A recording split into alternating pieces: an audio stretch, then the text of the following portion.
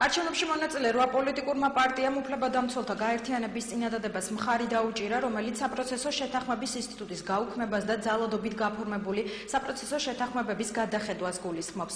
ნიკოლოზ მჟავანაძის განცხადებით, არჩევნებში ოპოზიციის გამარჯვების შემთხვევაში ძალადობით გაფორმებული საპროცესო შეთანხმებები გადაიხედება. მჟავანაძე დარწმუნებულია, რომ აღნიშნული ხელს შეუწყობს ქვეყანაში სამართლიანობის აღდგენას.